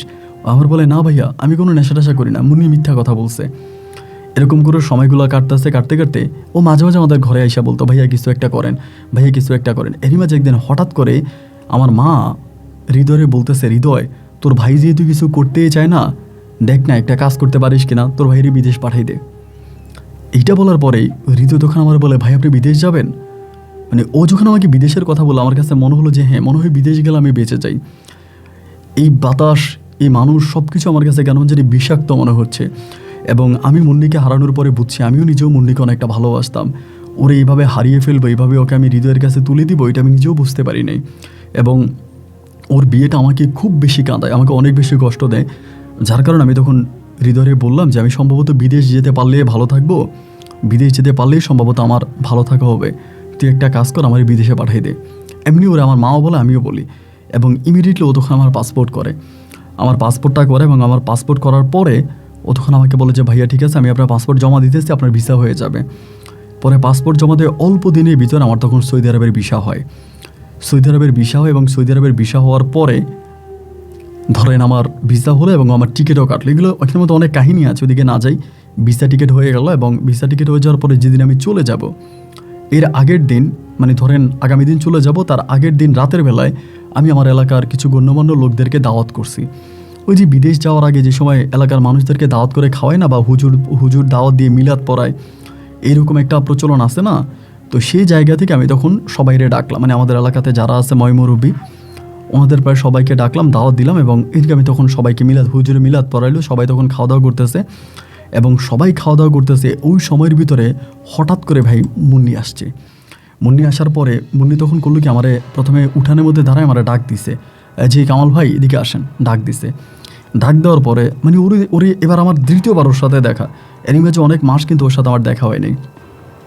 পরে আমি বললাম, ও আমারে বলতেছে কামাল ভাই এদিকে আসেন। তা আমি তখন এখানে মানে করাইতেছি, মানুষ খাওয়াইতেছি, আমি তোর ইশারা দিলাম যে ঠিক আছে তুমি দাঁড়াও, আমি আসবো। তো ওরে দেখে তো আমি ভয় পেয়ে গেলাম যে ও কেন আসবে। আবার আমার এই বিয়েতে কিন্তু আমি মানে আমার এই অনুষ্ঠানে কিন্তু আমি হৃদয়কেও দাওয়াত করছি, হৃদয় কিন্তু আসে নাই। আমি কিন্তু ওরে বলছি যে ভাই তো কালকে চলে যাব, আজকে হচ্ছে কিছু মেহমান খাওয়াবো, তুই আসিস, ভাইয়া বাজার সাজার করবো নি, তোরে খাওয়াবো। এবং আমি কিন্তু মুন্নিরে নিয়েও আসতে বলছিলাম হৃদয়ে, কিন্তু হৃদয় না এসে মুন্নি আসলো এবং ওভাবে ওখানে দাঁড়ায়। পরে হুজুরে খাওয়া দাওয়া করলো, সবাই খাওয়া দাওয়া করে, এবং সবাই যখন চলে যাবে ওই সময় মুন্নি উঠানের মধ্যে সবাইকে ডাক দিল যে যাই না আপনারা, দাঁড়ান, সবার সাথে আমার কথা আছে। ভাই তখন তো আমার কলিজায় পানি না, কারণ আগামী দিন আমার ফ্লাইট, আমি চলে যাব। এই সময়ের মধ্যে মুন্নি আসলে কি করতে চায়, আমার গলা শুকিয়ে গেছে, আমার কোনো কথা বেরোচ্ছে না, আমি জায়গার মধ্যে মনে হয় স্তব্ধ হয়ে গেলাম। কি রে, ওই এরকম আসলে করতে চাই কি? এবং একটা পর্যায়ে দেখা গেল যে সবাই বললো, কী হয়েছে, তুমি এরকম করে সবাইরে ডাকতেছো এখানে? পরে বলে, কাকারা আপনারা যারা আছেন, মসজিদের হুজুরও আছেন, আপনারা সবাই বসেন। এবার সবাই বসছে। বসার পরে মুন্নি তখন বলতেছে যে আমি কামাল ভাইরে ভালোবাসতাম, আমি কামাল ভাইরে পছন্দ করতাম, কামাল ভাইয়ের সাথে আমার অনেক ভালো সম্পর্ক ছিল, দীর্ঘদিন উনি আমার সাথে রিলেশনে ছিল। এবং রিলেশনে থাইকা উনি ওনার ছোটো ভাইয়ের কাছে আমাকে বিয়ে দেওয়ার জন্য উনি বাড়ি থেকে পালিয়ে যায়। এবং বাড়ি থেকে পালিয়ে যখন ওনার ছোটো ভাইয়ের সাথে আমার বিয়ে হয়ে যায়, তার অনেক মাস পর উনি বাড়িতে আসে। ওনার ছোটো ভাইয়ের সাথে উনি কন্ট্রাক্ট করে যে উনি যদি আমাকে হৃদয়ের কাছে যদি আমি যদি বিয়ে বসি, বা আমাকে যদি উনি হৃদয়কে দিয়ে দেয়, তাহলে হৃদয় ওনাকে বিদেশে পাঠাবে। নিজে বিদেশ যাওয়ার জন্য, নিজের লাইফ সেটেল করার জন্য, নিজে বিদেশ যাওয়ার জন্য স্বার্থপরের মতো উনি আমাকে বিক্রি করেছে। আমি তো এই গ্রামেরই একটা মেয়ে, আমি তো আপনাদেরই মেয়ে। আমার মতো একটা মেয়েকে ওর মতো একটা কালফিট বিক্রি করেছে, আর আপনারা তার বাড়িতে দাওয়াত খেয়ে দিব্যি সবাই হেঁটে যাচ্ছেন। এটার বিচার আমি চাই। তো তখন হুজুরে বলতেছে যে মা, এটা তুমি কি বলো, তোমার সাথে ভালোবাসা, প্রেম, এগুলোর তো কোনো ব্যক্তি নাই। এখন তোমরা যদি বিয়ে করে ফেলতে, সেটা ছিল আলাদা, তোমরা তো আর বিয়ে করো নাই। যেহেতু বিয়ে করো নাই, এই প্রেম, ভালোবাসা, এসবের তো কোনো মূল্য নাই, এসব দিয়ে কি হবে? আমার সবাই তখন বলতেছে, আর আমি তখন মুন্নিরে বলতেছি, মুন্নি তুমি এগুলো চুপ করো, হৃদয় আসে নাই। ও আমার তখন খুব খারাপভাবে একটা গালি দেয়, মানে খুব খারাপ ভাষায় একটা গালি দেয়। এবং গালি দেওয়ার পর আমি তখন আর কোনো কথা বলি না, জায়গার মধ্যে আমি তখন ভঙ্গ হয়ে গেলাম যে এত খারাপ ভাষায় ও আমারে কীভাবে গালি দিতে পারলো। আমি জায়গার মধ্যে চুপ হয়ে গেছি। এবার সবাইরও বুঝাইতেছে যে মুন্নি, যা হবার তা হয়ে গেছে, এখন এসব নিয়ে কথাবার্তা বললো না, তুমি যাও। সবাইরও বলতেছে চলে যাওয়ার জন্য, কিন্তু ও যায় না, ওই জায়গার মধ্যে দাঁড়ায় আছে। এবং ও বলতেছে যে আমি আমার বিচার চাই।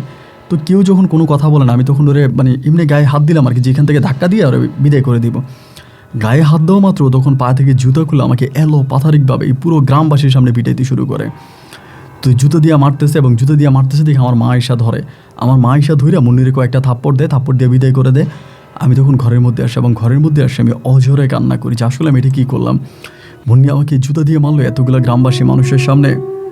এরপরও নিজের মনটারে বুঝাইলাম যে আসলে কী আর করা, এক বুক কষ্ট যন্ত্রণা নিয়ে সারাটা রাত কাটালাম এবং পরের দিন সকালবেলা তখন বিদেশ যাওয়ার উদ্দেশ্যে মানে আমি সৌদি আরবে যাব, সৌদি যাওয়ার উদ্দেশ্যে তখন রওনা দিলাম। তো বরিশাল থেকে তখন আমি ঢাকায় আসি এবং ঢাকা থেকে আমি ফ্লাইট করে সৌদি আরবে গিয়ে পৌঁছাই। সৌদি আরবে পৌঁছানোর পরে মানে কোনোভাবেই কোনো কাজের প্রতি কোনো মনোযোগ দিতে পারতেছিলাম না। আমার ছোটো ভাই হৃদয় কিন্তু আমাকে খুব ভালো মানের একটা ভিসা দেয়, একটা ফ্রি ভিসা দেয়, খুবই ভালো মানের, আমি যে কোনো কাজ চাইলেই করতে পারবো। আর ওই সময়টাতে না সৌদি আরবের ভিসার অনেক ভ্যালু ছিল এবং সৌদি আরবে প্রচুর পরিমাণের কাজের অপরচুনিটি ছিল, সুযোগ ছিল এবং অনেক বাঙালির ভাইরা ওখানে ভালো ভালো বেতনে চাকরি করতো, কাজ করতো। তো আমিও তখন ওইখানে কাজ করি এবং কিন্তু আমি ওভাবেই কোনো কাজের প্রতি খুব বেশি মনোযোগী হতে পারি না। কোনো কাজ করতে গেলে আমার মুন্নির কথা মনে হয়, আমার মায়ের কথা মনে হয়, খুব খারাপ লাগে। এইভাবে বিদেশ অনেকগুলো দিন ছিলাম, অনেকগুলো দিন ওই বিদেশের মাটিতে ছিলাম এবং থাকার প্রায় 1.5 বৎসরের মাথায় আমি আমার মার সাথে ফোনে কথাবার্তা বলি। 1.5 বৎসরের মাথায় জানতে পারি হৃদয়কে ডিভোর্স দিয়ে মুন্নি চলে গেছে ঢাকাতে। হ্যাঁ, ঢাকাতে চলে গেছে। হৃদয়কে ডিভোর্স দিয়ে মানে হৃদয়কে ডিভোর্স করে চলে গেছে। তো এরই মাঝে হৃদয়ের সাথে মুন্নির কোনো সন্তানাদি হয়নি, ওদের ঘরে কোনো সন্তান হয়নি, কিন্তু দুজনের মাঝে প্রচণ্ড রকমের ঝগড়াঝাটি হতো, মারামারি হতো। প্রতিদিন 2 দিন পর পর দরবার হইতো, গ্রামের লোকজনকে ডাকাইতো, এই গ্রামের লোক ডাকতো, ওই গ্রামের লোক ডাকতো এবং বিভিন্নভাবে হৃদয় আসলে আমাকে যে কমিটমেন্টগুলো করছিল কোনো কমিটমেন্টও রাখে নাই। ওই নেশা করতো, রাস্তায় ঘুরতো, খারাপ কাজ করতো, অশ্লীল কাজ করতো। মানে ও যে করে না এমন কোনো কাজ নাই, যত খারাপ কাজ আছে ও সমস্ত খারাপ কাজগুলো করতো। ওকে বাধা দেওয়া হতো যে এটা করিস না, ওইটা করিস না, ওর কোনো কিছু বাধা দিয়ে রাখা যাইতো না, বাধা দিলেও এটা আরও বেশি করতো। এবং সম্ভবত একটা পর্যায়ে মুন্নি আর নিতে পারে নাই, নিজের কষ্টগুলো আর নিতে পারে না এবং কষ্টগুলো নিতে না পেরে এক পর্যায়ে মুন্নি এখান থেকে চলে যায়, মানে ওকে ডিভোর্স দিয়ে চলে যায় ঢাকাতে। তো মুন্নি চলে যাওয়ার পরে আমার মা তখন আমাকে বলে যে তুই অন্যায় করছিস, তুই ভুল করছিস যে হৃদয়ের হাতে মুন্নিকে তুলে দেওয়া। আজকে যদি তুই মুন্নিরে বিয়ে করতে, তোর একটা সংসার হতো, তোর আমার নায়নাতকুরু হতো, তোর বাচ্চা কাচ্চা হতো, আমি কোলে নিয়ে আদর করতাম, আমরা কত ভালো থাকতাম। এই মুন্নিরে হৃদয়ের কাছে বিয়ে দিয়ে তুই নিজেও আর বিয়ে করলি না, আর মুন্নির জীবনটাও মাঝখানে সম্পূর্ণভাবে তুই নষ্ট করে দিলি। তুই আল্লাহর কাছে কী দায় দিবি রে বাবা? আমি বললাম, মা আমি যে কী করেছি এটা তো আমি নিজেও জানি না মা, আমি তো এরকম কিছু করতে চাই নাই, এরপরও হয়ে গেল মা। আমার তো এটা চিন্তা ভাবনার বাইরে ছিল। আমি তো জানতাম যে হৃদয় মুন্নিকে অনেকটা ভালোবাসবে এবং হৃদয় আর মুন্নি খুব ভালো থাকবে, কেন ওদেরটা এরকম হয়ে গেল? এভাবে দীর্ঘ অনেকগুলো মাস কেটে গেল এবং একটা পর্যায়ে আমার আম্মা হঠাৎ করে মারা যায়। মা মারা যাওয়ার পরে আমি তখন কোম্পানিকে বলছিলাম বাড়িতে যাব, ছুটিতে যাব মাকে দেখার জন্য, কিন্তু মাকে দেখার জন্য আমি যেতে পারি নাই। আর আমি একদিন কাজ করলে না ভাই 3 দিন কাজ করি না, সারাদিন ঘরের মধ্যে বসে থাকি।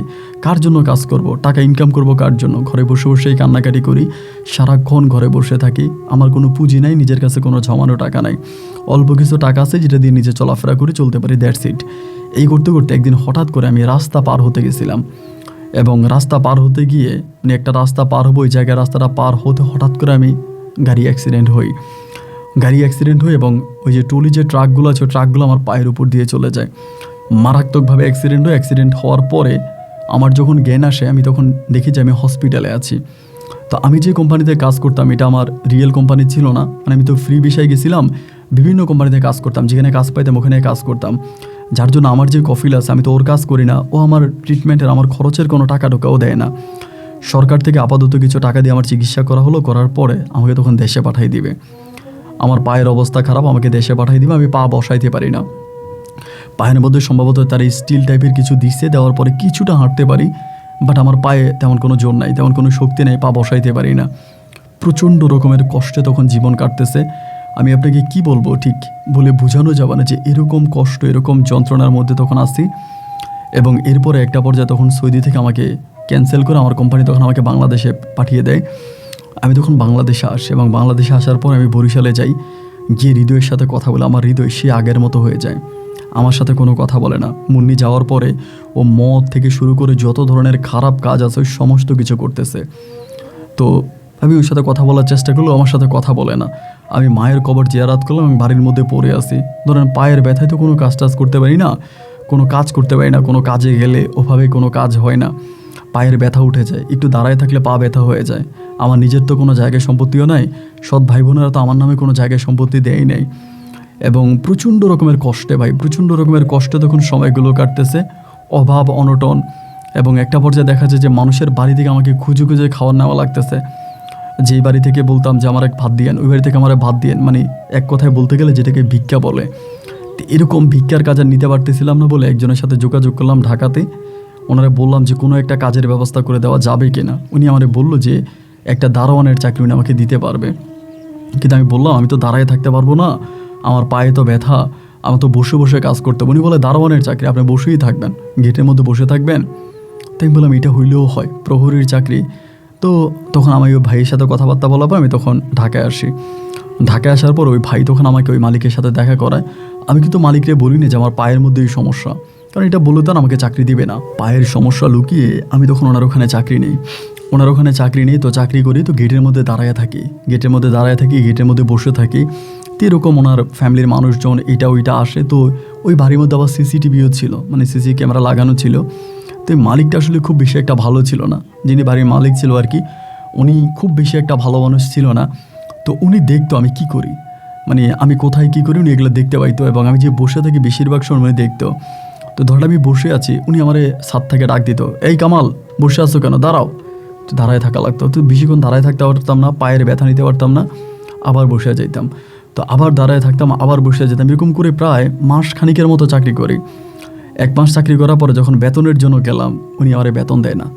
উনি আমারে বলে তুমি যে ডিউটি করছো দেখো, মানে উনি সিসিটিভিতে আমাকে দেখা আমি বেশিরভাগ সময় বসে আছি, তবে আমি তো পায়ের ব্যথায় বসেই থাকবো। পরে আমি বললাম যে দেখেন স্যার, আসলে আপনার কাছে একটা জিনিস লুকাইছে, আমার পায়ের সমস্যা, আমি দাঁড়িয়ে থাকতে পারি না। উনি বলে দারোয়ানের চাকরি করবো কি বৈশা বৈশা, তোমার কাজই তো দাঁড়িয়ে থাকা। 1 মাসের বেতন দিয়ে উনি তখন আমাকে এখান থেকে বিদায় করে দিল, মানে চাকরিচ্যুত করে দিল। 1 মাসের বেতন পাইলাম 4,500 টাকা। এই 4,500 টাকা দিয়ে এখন আমি কি করব বলেন। তো 4,500 টাকা দিয়ে তখন ঢাকা শহরে যেভাবেই পারতেছি এই জায়গায় ওই জায়গায় কাজের সন্ধান করে বেড়াইতে আছে, যে কোথাও একটা কাজ পাওয়া যায় কিনা। কোনো রকমভাবে যদি একটা কাজ পাই তাহলে আমি ওই কাজটা করব। কোথাও কোনো কাজ পাই না, যার কাছে যাই যেখানে যাই কেউ আমাকে কাজ দেয় না। এবং এরকম করতে করতে একটা সময় পায়ের ব্যথাটা আরও বেশি তীব্র হয়ে গেছে। পায়ের ব্যথা এত বাড়ছে যে আমি তখন আর পা নাড়াইতে পারি না, মানে পা মুভ করতে পারি না। পায়ের ব্যথায় পা মুভ করতে পারি না, প্রচণ্ড রকমের পায়ে পেইন হচ্ছে, পায়ে ব্যথা করতেছে। এবং খাওয়া দাওয়া ঠিকমতো হচ্ছে না, টাকা পয়সা নাই, চলতে পারি না, প্রচণ্ড রকমের অভাবে পড়ে যাই। একটা পর্যায়ে একটা ফ্লাইওভারের নিচে বসে আর ওখান থেকে উঠতে পারি না। ওই জায়গায় যে বসছে, মানে পায়ের ব্যথায় যে ওখানে পড়ে গেছি, ওই জায়গাটা থেকে আর উঠতে পারি না রে ভাই। ওখান থেকে উঠতে না পাইরা ওই জায়গার মধ্যে বসে বসে কান্না করতে শুরু করছে, ওই ফ্লাইওভারের নিচে। তো ফ্লাইওভারের নিচে বসে বসে কান্না করতেছি, ওই জায়গার মধ্যে তখন মানুষ আমারে ভিক্ষা দিতে শুরু করে। কিন্তু আমি ভিক্ষার আশায় ওইখানে বসি নাই, মানে পায়ের ব্যথায় বসছিলাম, তার উঠতে পারি না। তিনি মানুষ আমারে ভিক্ষা দিতে শুরু করে, মানে আমার পাশে আর 2টা ভিক্ষুক বসেছিল, আমি এখানে বসে আছি, আমারও ভিক্ষা দেয়। তো দেখলাম যে ওখানে অনেকক্ষণ বসেছিলাম, মোটামুটি ভালো টাকাই পাইছি। তো ভাবলাম আমার তো বাঁচা লাগবে, আমি তার হাঁটতে পারবো না। এই শুরু হয়ে গেল তখন ভিক্ষা করা। এই পা নিয়ে তখন আমি এই ফ্লাইওভারের নিচে, ঢাকা শহরের কারণ বাজারের ওইদিকে ছিল একটা ফ্লাইওভারের নিচে বসে বসে তখন আমি ভিক্ষা করতাম। এরকম করতে করতে প্রায় আমি 4-5 মাসের মতো ওখানে ভিক্ষা করি, প্রতিনিয়ত এখানে ভিক্ষা করি। এবং ফ্লাইওভারের এই পাশে ওইখানে ঘুমাই, এদিকে হচ্ছে পাবলিক টয়লেট আছে, টয়লেটে যাই, ওখানে গোসল করি, আবার ওই জায়গার মধ্যেই থাকি, মানে ফ্লাইওভারটা নিচেই আমি ভিক্ষাও করি, ওইখানে থাকি ওইখানে। এবং পিছনে পাবলিক টয়লেট আছে, ওইখানে এই জায়গায় গোসল করি, খাওয়া দাওয়া করি হোটেলে, এইভাবেই তখন কাটতেছে। এইভাবে প্রায় 4 থেকে 5 মাস পরে একদিন হঠাৎ করে আমাদের এলাকার একটা লোকের সাথে আমার দেখা, ওই ভিক্ষা করা অবস্থায়। ওনার নাম হচ্ছে হানু ভাই, মানে হান্নান ভাই ওনার নাম, আমরা সবাই হানু বলি। হানু ভাইয়ের সাথে আমার দেখা, উনি আমার বড় মানুষ। আমাকে তো এখানে বলতেছে, কিরে কামাল তুই এখানে? আমি বললাম ভাই। বলে তুই এখানে কী হয়েছে, এনে কী করিস? তার নিচের দিকে তাকাইছে, পরে উনি বুঝে যায়। তো উনি বলে উঠ। আমি বলি ভাই আমার তো পা ব্যথা, আমি তো উঠতে পারবো না। পরে উনি আমাকে ধৈর্য ওঠার পর আমি ভিক্ষা টাকাগুলো নিচ্ছি, আমার তখন টাকাগুলো নিতে দিল না, পাশের একটা লোকের টাকাগুলো দিয়ে দিল। দিয়ে আমার উনি নিয়ে গেছে, মানে ওনার বাসায় নিয়ে গেছে। বাসায় নিয়ে যাওয়ার পর আমারে বলে কী হয়েছে তোর? আমি তখন বললাম যে ভাই এই ঘটনা। তো বলে তোদের ওই ঘটনা কিছু কিছু শুনেছিলাম, পুরোপুরিভাবে শুনি নাই, এমনি মানুষের মুখে একটু একটু শুনেছিলাম যে তোদের ভাইদের মাঝে তোদের এরকম এরকম সমস্যা হইতেছে, তো তোর বাবাকে তোরে কিছুই দেয় না? আমি বললাম না ভাই, আমার বাবা কিছুই দেয় না, বাবা সব কিছু সৎ ভাই বোনদেরকে দিয়ে গেছে, আমাদেরকে বা আমারে কোনো কিছুই দেয় না, আমি আব্বার কাছে কোনো কিছুই পাই নাই। উনি তখন বলে, হাই রে, তোর বাবা এত একটা ভালো মানুষ থেকে এই কাজটা কীভাবে করবে? তখন বললাম যে আসলে আব্বা কীভাবে করছে বা আব্বা কেন করছে এটা আব্বাই ভালো জানে, আমরা তো আর জানি না, আব্বা এটা কেন করছে। পরে আমার সাথেও মানে ভালোভাবেই থাকে, ভালোভাবেই কথাবার্তা বলে তুই আমার মানে এইভাবে কথাবার্তা বলতে বলতে তাই উনি আমারে বলে, তো মুন্নির সাথে কি তোর যোগাযোগ আছে? আমি বললাম না ভাই, মুন্নির সাথে আমার কোনো যোগাযোগ নেই। বলে আমার কাছে কিন্তু মুন্নির ফোন নাম্বার আছে, উনি আমারে বলে। আমি বললাম কি বলেন, মুন্নি কই? বলে মুন্নি একটা চাকরি করে একটা কোম্পানিতে, ভালোই আছে, চাকরিটা আমিই দিছি। আমি বললাম মানি আপনি দিছেন? বলে হৃদয়ের প্রতিনিয়ত মারতো, ওর গায়ে হাত তুলতো এবং ওর উপরে যে কী পরিমাণের অমানসিক অত্যাচার করতো এটা আসলে তোকে বলে বোঝানো যাবে না। শেষ পর্যন্ত আমার কাছে ঢাকায় আমি গ্রামে গেছি, আমার কাছে হাতে পায়ে ধরে কান্নাকাটি করছে, পরে আমি এনে একটা কারখানায় চাকরি দিছি। তবে আজকে প্রায় 2-1 মাসের মতো আমার সাথে যোগাযোগ নেই, তার ফোন নাম্বারটা আছে। আমি বললাম ভাই অনেক দিন ধরে ওর কণ্ঠটা শুনি না, একটা আবার কল দিবেন? পরে বলে কল দিব, ঠিক আছে দাঁড়া। তাই এমনি বসছি, উনি তখন কল দিচ্ছে, উনি তখন কল রিসিভ করছে। রিসিভ করার পরে উনি বলে কে, তো ওই দিন ছিল বৃহস্পতিবার। উনি মুন্নিরে বলে কালকে তোর ডিউটি আছে? মুন্নি বলে না। তা বলে কালকে আমার বাসায় আর তোর দাওয়াত। বলে মুন্নি তখন বলতেছে যে আপনার বাসায় তো আপনার নেবেন রান্না বান্না করার জন্য, আমি তো জানি, আচ্ছা ঠিক আছে আসবনি। বলে দুপুরে আসিস, একসাথে খাবো। পরে রাতের বেলা ওনার সাথে শুয়ে আছি, কান্নাকাটি করে রাতে ঘুমাই গেছি। সকালবেলা উঠে আমি চলে যাব, ওই পঙ্গু অবস্থায় পা খুঁটিয়ে খুঁটিয়ে চলে যাব। উনি আমার বলে কিরে কামাল কই যাবি? আমি বললাম ভাই আমি চলে যাই। বলে কোথায় যাবি? আমি বললাম আমার তো শেষ ঠিকানা সেই ফ্লাইওভারের নিচে, ফুটওভার ব্রিজের নিচে, ওইখানেই তো আমার শেষ ঠিকানা, ওইখানেই যাব। পরে বলে ওইখানে গিয়ে আবার ভিক্ষা করবি? আমি বললাম ভাই ভিক্ষা ছাড়া আমি আর কি করব বলেন, ভিক্ষা ছাড়া তো আমার আর কিছু করার নাই।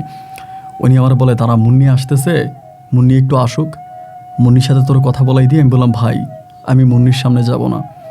উনি আমার বলে আরে তুই দাঁড়া না, মুন্নি আসুক। আমি বললাম না ভাই আমি মুন্নির সামনে যেতে চাই না। এই কথা বলে ওখান থেকে রাগ করে আমি তখন আবারও ওই ফুটওভার ব্রিজের নিচে চলে গেলাম। ওইখানে গিয়ে ভিক্ষা করতেছি, দিনে 2টা বাজে মুন্নি এসে আমার সামনে দাঁড়াইছে, এই ফুটওভার ব্রিজের সামনেই আমার সামনে এসে দাঁড়াই আছে। ওর বোরকা পরে আছে এবং ওর মুখটা আমি দেখতে পেয়ে আমি তখন এখান থেকে উঠে যাওয়ার জন্য চেষ্টা করে উঠে যাব। একটা পর্যন্ত তখন আমার হাত ধরে বলতে আসছে যে উঠো। আমি বললাম তুমি আমার হাত ছাড়ো, বলো উঠো। তো এখান থেকে আমাকে উঠাইয়া আমি বললাম তোমার এই ঠিকানা কে দিছে? আমি যেখানে আছি এটা তুমি কিভাবে জানতে পারলা? ও বলে এটা জেনে কি আমি অন্যায় করে ফেলছি? আমি বললাম না অন্যায় করো নাই। ও বলে আমার সাথে চলো। আমি বললাম না, তুমি একটা ভিক্ষুককে নিয়ে যায় কি করবা? ও বলে আমি তো এই ভিক্ষুকটাকে ভালোবেসেছিলাম এবং এই ভিক্ষুকটাকে ভালোবেসেই তো আমি বিয়ে করেছিলাম। এই ভিক্ষুকের সাথেই তো আমি থাকতে চেয়েছিলাম সারাটা জীবন, কিন্তু এই ভিক্ষুক তো আমাকে তার সাথে রাখলো না। আমি বললাম কি করে রাখবো বলো? তুমি কি আর ভিখারির বউ হওয়ার চেহারা নিয়ে দুনিয়াতে জন্মাইছো? তোমার চেহারা রাজকীয় চেহারা, তোমার চেহারা মায়াবী চেহারা, এটা কি ভিক্ষুকের বউয়ের চেহারা? ও তখন আমাকে বলে না ভুল বললা, আমার চেহারা মদতির বউয়ের চেহারা, আমার চেহারা গাঞ্জাটি বউয়ের চেহারা, আমার চেহারা নেশাখোরের বউয়ের চেহারার মতো, যার কারণে একটা নেশাখোরের হাতেই তো তুমি আমাকে তুলে দিয়েছিলা। আমি বললাম মুন্নি এসব বলে আর কী হবে বলো? ও আমাকে বলে চলো আমার সাথে। আমি ওর সাথে যেতে চাই না, তারপরও জোর করে আমার একটা ঘরের মধ্যে নিয়ে গেছে, ও যেখানে থাকে সেই ঘরে। শুক্রবার রাত ছিল। পরে ও বলে এখানে কীভাবে কী হয়েছে তোমার? আমি বললাম যে এই ঘটনা সব কিছু বলছি। বলে তা তুমি হৃদয়ের কাছে যাও নাই? আমি বললাম গিয়েছিলাম হৃদয়ের কাছে, কিন্তু হৃদয় আমাকে আর গ্রহণ করে না এবং হৃদয় আমার সাথে খারাপ ব্যবহার করছে। আমি গ্রামে থাকতে পারি না, মানুষের কাছ থেকে চেয়ে খুঁজে কতদিন খাবো, যার জন্য এখানে চলে আসছি। ও আমাকে বলে তুই সেখানে এসে ভিক্ষা করতেছো? হ্যাঁ বললাম ভিক্ষা ছাড়া কী করবো বলো, আমি তো কোনো কাজ করতে পারি না, আমার পায়ে প্রচণ্ড রকমের ব্যথা, এই ব্যথার কারণে কোনো ওষুধও খেতে পারি না। ও তখন আমাকে বলে যে তুই মন খারাপ করো না, সব কিছু ঠিক হয়ে যাবে। তাই আমি বললাম যে কীভাবে আর ঠিক হবে, আমি তো ঠিক হওয়ার কোনো লাইন দেখতেছি না। ও বলে সব ঠিক হয়ে যাবে, মন খারাপ করো না। এরকম করে ওর বাসায় থাকতেছি 1 দিন 2 দিন 3 দিন পরে আমি বললাম যে মুন্নি আমি এইভাবে তোমার বাসায় থাকতেছি, আমি তোমার বাসা থেকে চলে যাবো, এটা ভালো দেখায় না। ও আমাকে বলে তুমি কীভাবে থাকতে চাও এই বাসায়? আমি বললাম কীভাবে থাকতে চাই আমি তোমার বাসায় থাকবো না, আমি চলে যাবো, বলে আমি তোর বিয়ে করবো। আমি বললাম মুন্নি এটা তুমি কী বলো, আমার একটা পা নাই, আমার পকেটে একটা টাকা নাই, আমি ফুটওভার ব্রিজের নিচে করি ভিক্ষা, তো তুমি আমার মতো একটা মানুষের বিয়ে করবা? তুমি হৃদয়ের মতো একটা ছেলেকে ছেড়ে দিয়ে আসছো। ও বলে নারীরা কখনো টাকায় আটকায় না, নারীরা কখনো টাকায় আটকায় না, নারীর একটু সম্মান চায়, একটা নারী তার ভালোবাসার মানুষকে পাইলে তার কাছে আর কিছুই লাগে না। আমি আমার সেই ভালোবাসার মানুষের সাথেই থাকতে চাই, যাকে নিয়ে আমি আমার জীবনে প্রথম আমার মনের ভিতরে ভালোবাসার ঘর অঙ্কন করেছিলাম। আমি আমার সেই ভালোবাসার মানুষের সাথে থাকতে চাই। আমার হৃদয়ের মতো টাকা পয়সাওয়ালা ওই লুবি, স্বার্থপর এবং নেশাখোর ছেলে প্রয়োজন নাই। আমি তখন বললাম যে তুমি ভুল করতেছো, তুমি এটা চরম লেভেলের ভুল করতেছো এবং এই ভুলের মাসল তুমি কঠিনভাবে দিবা। ও আমাকে বলে যদি ভাগ্যে থাকে তাহলে দিব। এবং একটা পর্যায়ে ও তখন আমাকে ওই ঘরের মধ্যে হুজুর থেকে কলমা পড়ে আমাকে বিয়ে করে। বিয়ে করার পর আমি ঘরের মধ্যে আসো, তখন যেখানে কাজ করতাম মোটামুটি ভালো টাকায় বেতন পাইতো, কিন্তু ওভাবেই চলতে পারতাম না। অভাব অনটন সারাক্ষণই ধরেন আপনার ছিল, মানে প্রচণ্ড রকমের অভাব অনটনে। এরই মাঝে তখন সময়গুলো কাটতেছে। এই করতে করতে তখন প্রেগনেন্ট হয়। আমি ওরে বললাম, বেবি কনসেপ্ট করার পরে বললাম যে মুন্নি, তুমি হৃদয়ের সাথে এত বছর ধরে সংসার করলা, ওখানে তোমার কোনো বাচ্চা কাচ্চা হলো না, আর আমাকে বিয়ে করার পরে বছর না করতেই তোমার পেটে বাচ্চা আসছে। ও বলে কে বলছে আমার বাচ্চা হয় নাই? আমি বললাম বাচ্চা হয়েছিল হৃদয়ের ওখানে? বলে না, হবে কেমন করে, আমি তো প্রতিদিন ওষুধ খাইতাম, আমি তো ইচ্ছে করে বাচ্চা নিই নেই, কারণ আমি জানি আমি এই ঘরে থাকবো না, আমি এই ঘরে থাকবো না, আমি হৃদয়ের সাথে সারা জীবন থাকতে পারবো না, হৃদয়ের সাথে থাকা আমার সম্ভব না, যার কারণে কোনো বেবি নিয়ে বেবির জীবনটা আমি নষ্ট করতে চাইনি, যার জন্য আমি বাচ্চা নিই নি। আর তোমার সাথে সারা জীবন থাকবে এই জন্য আমি বাচ্চা নিয়েছি। আমাদের একটা মেয়ে বাবু হয়। তো আমার মেয়ে বাবুটা দেখতে অনেক সুন্দর হয়, মানে প্রচণ্ড রকমের সুন্দর হয়, অনেক কিউট হয়, দেখার মতো একটা মেয়ে হয়। তো আমার মেয়েটার সাথে তখন আমি ওভাবেই তখন একটু একটু করে থাকতেছি। ও তখন কাজ করে, বেতন পায়। ওই বেতন দিয়ে আমি, আমার মেয়ে মুন্নি, আমরা সবাই তখন আলহামদুলিল্লাহ খুব ভালোভাবে আছি। আমার মেয়ের নাম রাখি হচ্ছে মাইশা। আমার মেয়েটাও দেখতে মুন্নির মতো অনেকটাই সুন্দর হয়, মুন্নির মতো অনেক মায়াবী চেহারায়, অনেক কিউট চেহারা। আমি মেয়েটার সাথে অনেক ভালো করে আছি, আমার ঘরে আছি। এরকমভাবে সময়গুলো কাটতে কাটতে আমার মেয়েটার বয়স তখন প্রায় 1.5 বছরের কাছাকাছি, 1.5 বছরের কাছাকাছি। এবং 1.5 বছরের কাছাকাছি হওয়ার পরে আমার মেয়েটার তখন হঠাৎ করে মানে রাতের বেলায় মানে প্রচণ্ড রকমের মানে চিৎকার করতো, প্রচণ্ড রকমের চিৎকার করতো। এবং চিৎকারে যেটা বোঝা যে মেয়েটার অনেক পেইন হইতেছে, মানে অনেকটা ব্যথা হইতেছে। তো আমি মুন্নিরে বলি যে মুন্নি, বাবুটা তো এরকম হইতেছে কী কারণে? তো মুন্নির কাছেও তখন টাকা পয়সা নেই, ওর কাছেও টাকা নেই। বলে বেতন পাইলে তা মেয়েরে তখন আমি ডাক্তার দেখাবো যে কী হয়েছে। আগে বেতনটা পাইনি, কারণ বেতন পাওয়া ছাড়া তো আর হবে না, বেতনটা পাইলেই মানে ডাক্তার দেখাবো। আমি তখন বললাম যে কবে বেতন পাইবা, কবে ডাক্তার দেখাইবা? মেয়েটা তো দিনে দিনে বেশি কান্নাকাটি করতেছে।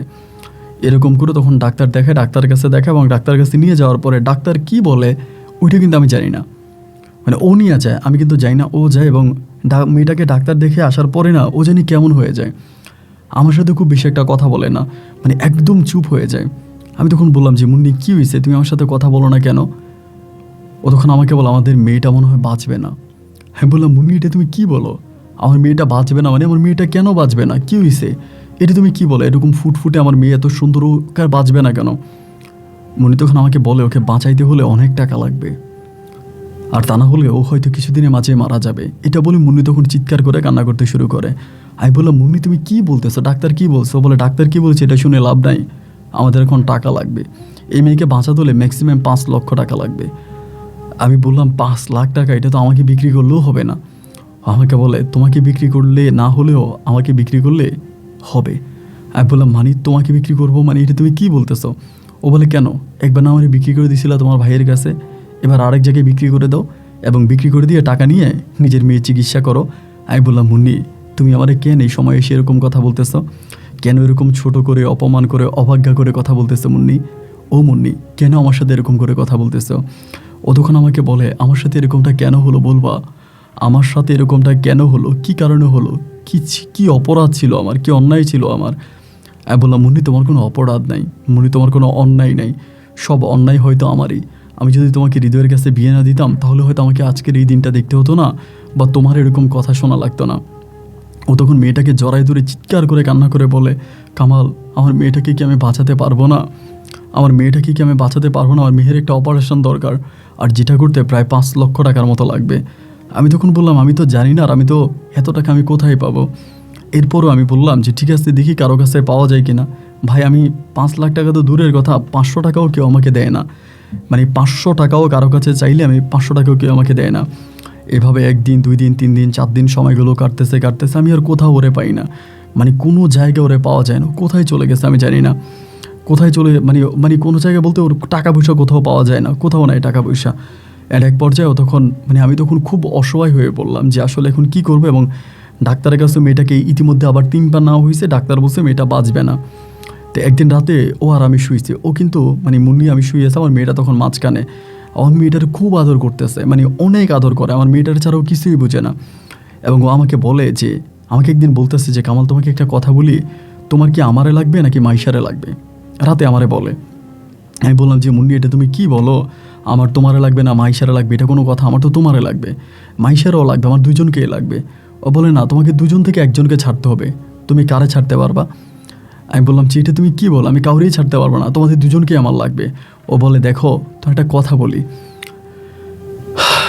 প্রথম কথা হচ্ছে যে আমাকে তুমি একবার বিক্রি করে দিছিলা, আমি একবার বিক্রি হয়েছিলাম, ওইখান থেকে আমি আবার ফিরে আসছি।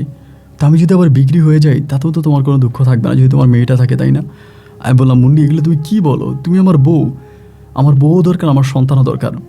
তো আমারে বলে যে আচ্ছা আজকে তোমার পাটা একটু মেসেজ করে দিই। ও কিন্তু আমার পা কখনোই মেসেজ করতো না, করতো কিন্তু ওভাবেই না। তো নিজ থেকে আমার বলে তোমার পা মেসেজ করে দিতেছে আর কান্না করতেছে, চোখের পানি পড়তেছে আমার পায়ের মধ্যে। আমি তখন বললাম যে মুন্নি এটা তুমি কি করতেছো, আমার পায়ের কান্না কেন করতেছো? দেখো আল্লাহ যদি ভাগ্যে রাখে আমার মেয়ে বেঁচে থাকবে, আর আল্লাহ যদি ওর হায়াত না রাখে, আল্লাহ যদি ওকে পছন্দ করে আল্লাহকে নিয়ে যাবে, আমরা তো জীবন দিয়ে ওরা বাঁচায় রাখতে পারবো না। ও তখন বলে 5 লাখ টাকা হলে কিন্তু মেয়ে বেঁচে যাবে। আমি বললাম আমার টাকা কোথায় পাবো? 5 লাখ টাকা কি মুখের কথা? তুমি আমার বলো, আমাদেরকে কে 5 লাখ টাকা দিবে? আমরা কোথায় 5 লাখ টাকা পাবো? 5 লাখ টাকা কি মুখের কথা? তুমি আমার বলো। মুন্নি আমার বলতেছে 5 লাখ টাকার জন্য আমার মেয়েটা মরে যাবে, 5 লক্ষ টাকার জন্য আমার মেয়েটা মরে যাবে, আমি 5 লক্ষ টাকার জন্য আমার মেয়েটারে বাঁচাইতে পারবো না। আমি বললাম মুন্নি দেখো মেয়েটা বেঁচে থাকবে, তুমি মন খারাপ করো না, তুমি দেখো আমাদের মেয়ের কিছুই হবে না, আমাদের মেয়েটা বেঁচে থাকবে। মুন্নি তুমি একটু ধৈর্য ধারণ করো, এতটা পাগলামি করো না, এতটা অধৈর্য হইও না।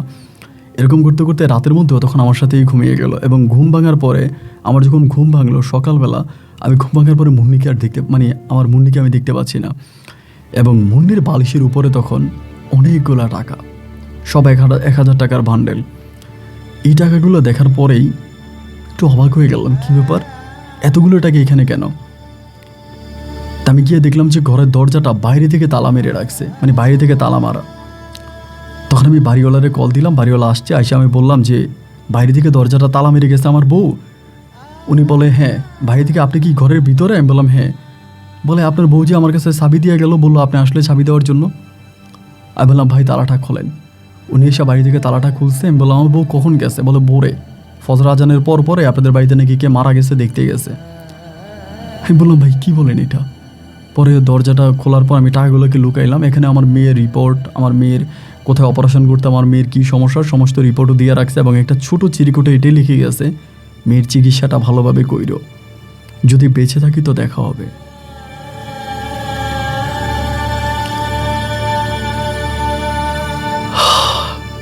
এরপর আমি তখন কি করবো আর বুঝতে পারতেছিলাম না, মাথার মধ্যে কিছুই আসতেছিল না। পরে আমি তখন ওই যে রিপোর্টগুলো দিল, ওই রিপোর্ট নিয়ে তখন আমি হসপিটালে গেলাম, আমার মেয়ের অপারেশনের ব্যবস্থা করলাম, এবং ওরে আমি খুঁজে পাই না। আমি ভাবলাম যে হয়তো ফিরে আসবে, কোথাও না কোথাও গেছে, হয়তো চলে আসবে। তো মেয়েটার অপারেশন করানো হলো, মেয়ের অপারেশনও সাকসেস হলো, বাট ও আর ফিরে আসলো না। এবং আমার তখন মেয়েটা আমার বাড়িতে আসছে। মেয়ের অপারেশন আমার এত টাকা লাগে নাই, প্রায় 3 লক্ষ টাকার মতো লাগছে, এখানে 2 লাখ টাকা বেঁচে গেছে। তার আমি খুঁজতেছি ও কোথায় গেছে, ওরে খুঁজেছি আমি আর পাই না। যত আত্মীয় স্বজন আছে, যত বন্ধু বান্ধব আছে, প্রত্যেকের কাছে ওরে খুঁজতেছে ও কোথায় গেছে। ও নাই নাই নাই নাই নাই, ওর কোথাও নাই।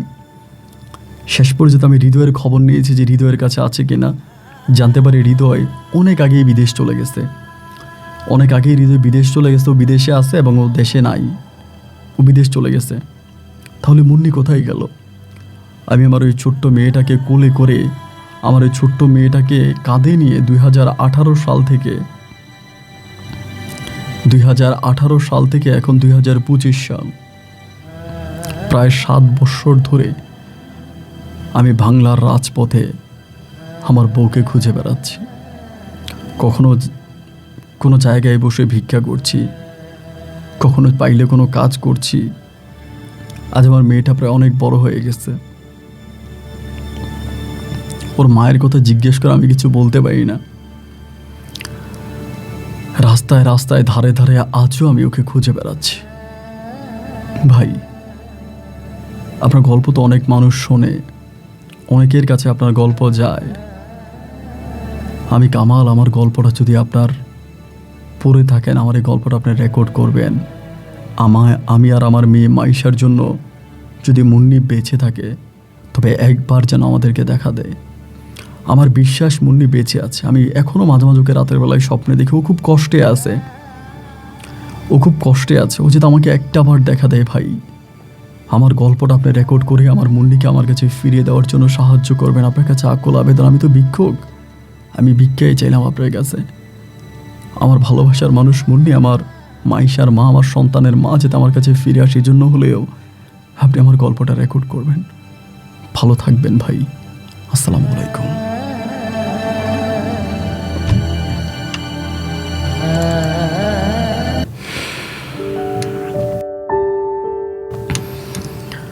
বন্ধুরা, সবাইকে অনেক ধন্যবাদ এই পর্যন্ত আমার সাথে থেকে বরিশালের ভাই কামাল হোসেনের জীবনের হৃদয় বিদারক করুণ বাস্তব গল্পটা শোনার জন্য। প্রিয় বন্ধুরা, আমি কি বলবো আসলে বুঝতে পারতেছি না। এই গল্প রেকর্ড হলেই, এই গল্প প্রচার হলেই যে মুন্নি চলে আসবে কামাল ভাইয়ের কাছে, এর কোনো নিশ্চয়তা আমি দিতে পারি না। আবার এমনও হতে পারে যে কোথাও থেকে মুন্নি হয়তো গল্পটা শুনতেও পারে, সেখানে হয়তো সে কামালের কাছে ফিরে আসতেও পারে। কিন্তু কামাল ভাইয়ের জীবনে যা ঘটেছে মুন্নি তো সব কিছুই জানে। এরপরেও শুধুমাত্র নিজের সন্তানকে বাঁচানোর জন্য মুন্নি কোথায় চলে যেতে পারে? 2018 সালে, আপনার প্রায় 7 বছর যাবৎ ও নাই। এবং আমি কামাল ভাইকে বলেছিলাম যে হৃদয়ের সাথে আপনার কোনো যোগাযোগ আছে কিনা। উনি একই কথা বললো যে হৃদয় চলে গেছে বিদেশে এবং ইউরোপের কোন দেশে নাকি থাকে, হৃদয়ের সাথে তার কোনো যোগাযোগ নেই। তবে সে আমাকে বলে যে হৃদয়ের কাছে মুন্নি কখনোই যাবে না। আমি আসলেই জানি না তাহলে মুন্নি এই 5 লাখ টাকাও বা কোথায় পেল, সেটাও তো দেখার বিষয়। আমি জানি না, আল্লাহই ভালো জানে। তবে কামাল ভাইয়ের জন্য সত্যিই কষ্ট হচ্ছে। মানুষটা জন্ম থেকেই পোড়া, মা বাবাকে মারছে এবং সেই ভুলের মাসল কামাল ভাই পর্যন্ত দিয়ে যাচ্ছে। আল্লাহ কামাল ভাইয়ের মনে শান্তি দান করুক এবং মুন্নি যেখানেই থাকুক, যদি বেঁচে থাকে তো জীবন দশায় যেন কামাল ভাইয়ের কাছে ফিরে আসে।